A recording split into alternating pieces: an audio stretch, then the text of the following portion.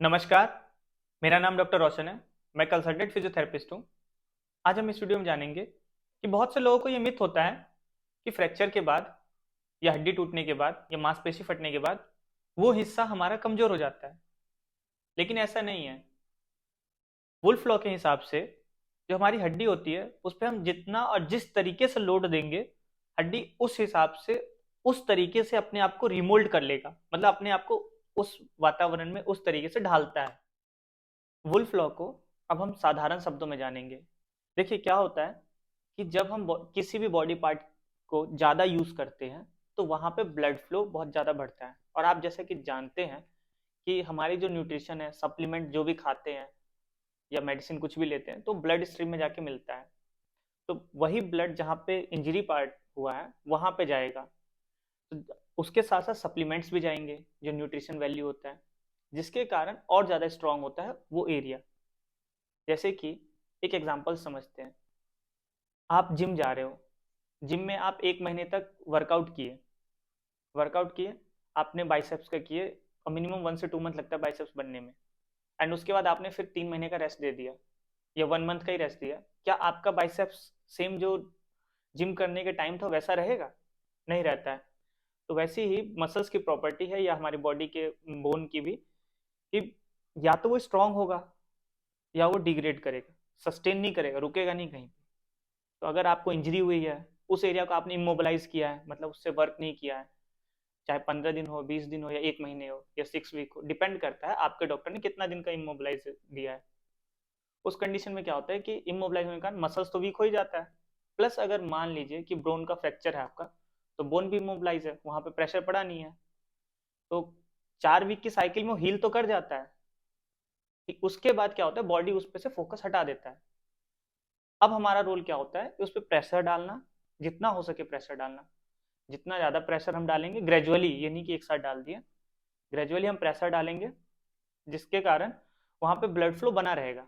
और जब blood flow बना रहेगा तो उसके साथ हमारा न्यूट्रिशन वैल्यू भी आएगा। जब न्यूट्रिशन वैल्यू आएगा वहाँ, तो जिस बॉडी पार्ट पे हम डिमांड डाल रहे हैं, वर्कआउट कर रहे हैं, प्रेशर डाल रहे हैं, तो वहाँ पे न्यूट्रिशन वैल्यू का यूटिलाइजेशन बढ़ेगा, क्योंकि एनर्जी चाहिए वहाँ पे। जब यूटिलाइजेशन बढ़ेगा तो न्यूट्रिशन वैल्यू और ज़्यादा आएगा वहाँ पे, और जब ज़्यादा आएगा जिसके कारण बोन थिक होगा, मसल्स बल्की होगा, फिर हमारा वो पार्ट और ज़्यादा स्ट्रांग हो जाएगा पहले के कंपैरिजन में, अगर आपने अच्छे से रिहैबिलिटेशन किया तो। लेकिन आप इसी चीज़ को जितना डिले करेंगे ये उतना ज़्यादा ही आपको दिक्कत देगा। और हम डिले करते ही क्यों हैं? बेसिकली इस टाइप की इंजरी के बाद हमें लगता है हम हील हो गए, लेकिन फिर हम जैसे ही थोड़ा प्रेशर देते हैं पेन होता है। बेसिकली वो पेन नहीं होता। आप खुद सोचिए कि आप अचानक से एक दिन दौड़ने चले गए, तो आपके पैरों में काफ और हैम्स, क्वाड्स, मतलब पूरा पैर आपका भर जाता है, मीन्स पेन करता है। फिर 4-5 दिन आप रेगुलर दौड़ेंगे, फिर सेटल डाउन हो जाता है। सेम चीज़ हमारे उस इंजर्ड पार्ट में होता है, वो तो वीक है, उसको आप एक दिन अचानक से 1 महीने बाद लोड डाल दिए तो पेन करेगा ही करेगा।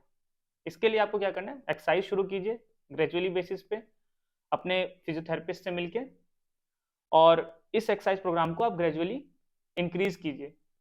और जितनी जल्दी शुरू करेंगे उतना बेनिफिट आपके लिए। अगर हड्डी टूटने के बाद हम अगर लोड ही देंगे अचानक, तो दोबारा हड्डी टूटने के चांसेस नहीं है, बिल्कुल है।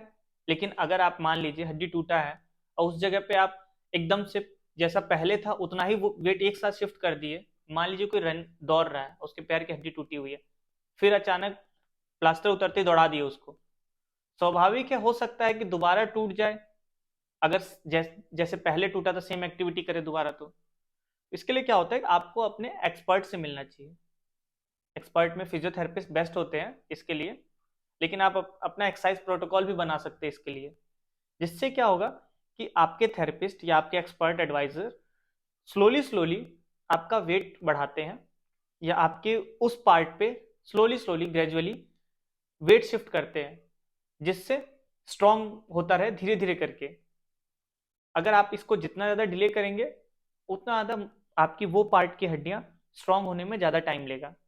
अगर जल्दी टूटा हुआ रिसेंट में कास्ट हटा है, तो आप जितनी जल्दी हो सके अपने रिहैबिलिटेशन पे फोकस कर सकते हैं।